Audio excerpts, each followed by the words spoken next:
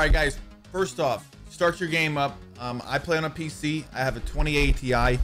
So my average frames are like 180, 200, sometimes 160. Depends on if it's just a bad server. So right here, the first thing you need to do before you mess with anything, weapons, anything, go to options. Right here on this page, go to graphics right here and double check for one, it's your full screen. Now there's some different setups where you're using, if you're using like one PC, borderless works better, but that's like a 1%. You need to turn on full screen and then always go right here to this render resolution and make sure it's on 100, 1080p. Now, if you're using a different monitor, you can change that, but this is Warzone and you want the best possible frames you can get. So I always recommend a 1080p monitor. You don't need to play Warzone in 4K. Maybe the campaign will look good, but not Warzone. So make sure that's on 100. Make sure your refresh rate, which is the hertz of your monitor, is set to the highest it can be.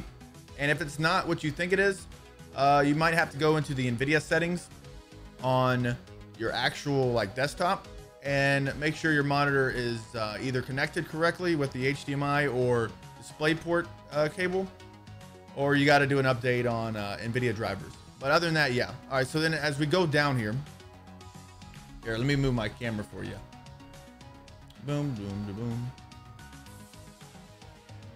So right here, you're going to, you can copy exactly what I have and see if it works for you. You might have to like fine tune a couple things, but I would just copy this first. Disable VSync.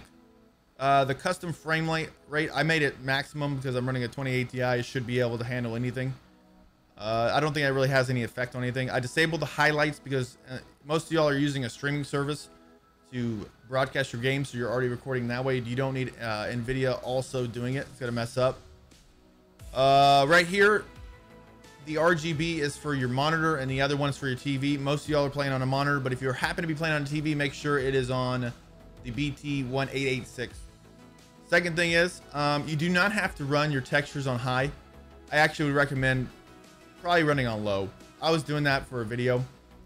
Do normal, particle quality low, enable the sprays. This is so you can see like if your teammates spray paint you in the gulag. That's I turned it on just because of Spartacus. Tessellation, disable it. Shadows, you can turn them on or low or normal. It's fine. Disable these two. Normal and ray tracing. Now this is a huge impact on your graphics card. Make sure it's disabled, but if you want to see like if you're in a video and you want really good graphics, you can turn it on. Check it out. Let's see, that's fine there. Low there. You can mess with this one whatever you want. I run that one. Depth of field disabled, strength disabled, motion blur off, weapon motion blur off. Everybody I see with that on, you're getting, I'm coming to your stream and I'm telling you on stream to please turn motion blur off. It's terrible. And then the film grain turned down to 0. All right, so now that's all the graphics for in-game. After you're done with all that, let's go to controller settings. Most of my viewers play on controller, but if you happen to play on keyboard or mouse, maybe we'll do another video on that later. But I am 100% controller player now in this game, so I'm gonna show you this right here. Dead zone can be, a lot of people say to put 0.03, but I like the feel of 0.10 better. I've been running 8.8, and that gives you a really good way to turn around and like 360 people, but also when you aim in, it's, you know, right on them. One you can change that to really whatever you want. This is for like sniping and stuff. Dynamic curse type, make sure that's on. I don't have vibration on my controller. You should turn it off. It makes you miss more shots. Aim assist, I use standard. You can mess around with it. A lot of people use precision too, but I've been using standard since the game came out. I play on PC, so my FOV is higher than if you were on Xbox. It's at like 80. I play on like 107, so I enabled it. This stuff is all if you want it. Now this right here is the key right here. Use reload behavior. Make sure you turn it on contextual tap. That means you tap once to do everything and you hold down it to reload if you're near something that like a door or a car, so you don't jump out of the car every time you reload. Make sure you hold down to reload. Slide behavior, you can do whatever you want. I do hold. This is auto run. Don't turn that on. Auto sprint though, I use the second one so that I can activate tac sprint by double pressing my button. Like I control it. I don't want it to be automatic in case I'm needing it for like a fight or pushing into a building. I don't want to always be running full send. And auto deploy shoot, you can turn that on and off. It's up to you. If someone brings you back and you're not in your chair, you will die from fall damage. Trust me, it happens to me all the time. Another key thing, if you're playing on PC, go here to where is it? Kill streaks and vehicles under keyboard and mouse, and right here, armor plate behavior. Make sure you turn it to apply all. That means you start putting your shield on. It does all of them by itself. That right there is very key to like movement and pushing a fight, trying to hide to heal, and then coming back to fight. Let's see. I use 107 FOV under general right here. You can customize that. I think that's what Nick said a long time ago, that's what the best controller settings is. So I just kept to it. I use colorblind type mode try. You can mess around with this. I do not use interface because then it makes it look a different color that I'm not normal to. So I've been using world only. And then also right here, mini map shape, make sure it is square. So you have a bigger angle of what you're going around, like around the map. And other than that, you can also turn on the latency. So you know how much ping you have and what server you're connecting to. It really does matter. Let's see, and packet loss, so you know that if you have any kind of packet loss, just get it out of that game. It's not worth it. And then the FPS counter right there. And the audio mode I play on is home theater. I've been running that since day one. It hasn't done me wrong. You can test other ones if you want, but yeah, that's my settings right there for audio. Now I'm gonna show you a couple of my favorite loadouts that are key to playing this game if you don't know what you're doing. We'll switch it back over here. All right, so the first is obviously the GRAW and the MP5. It's the easiest class to learn this game on. This is the MP5 class right here.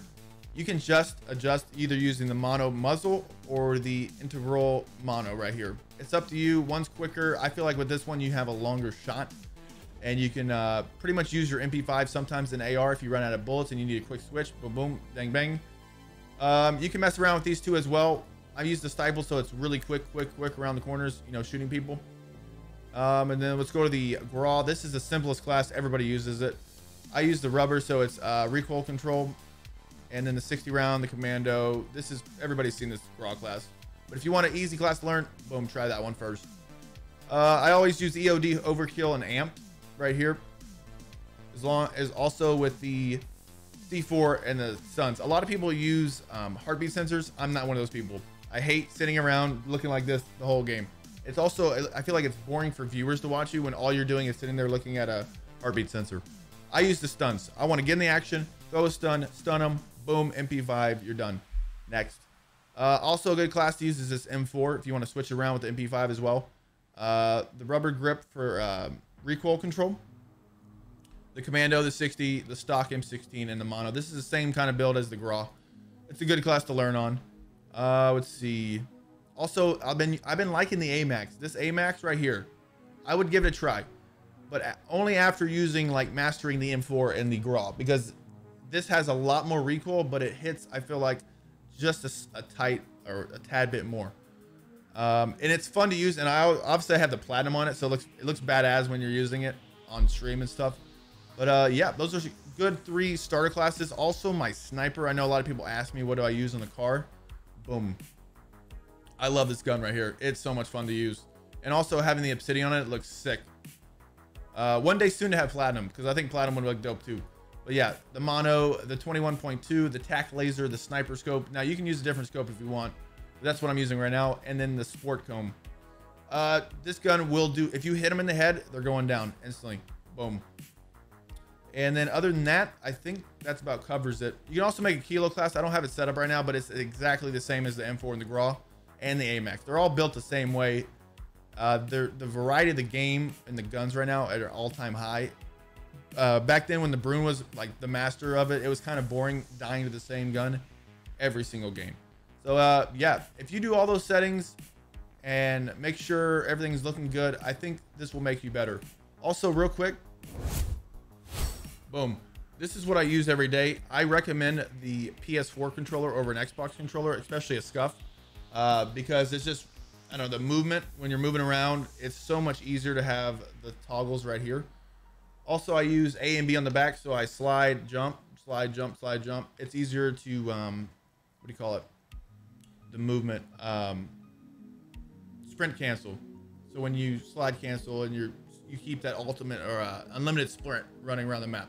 It's a lot easier on this controller. If you want one of these, I do have a link, scuff.co/FPS, and code FPS will save you a discount, but highly recommend buying a Scuff. Everybody that's in the industry or in the Warzone scene all use Scuffs, all use this one right here. Some of them use other ones, but most of the top tier players are using this one right here. And yeah, also thank you for watching this video. I hope you like it. Please subscribe if you can, and turn notifications on and wait till the next video comes out. Have a good day.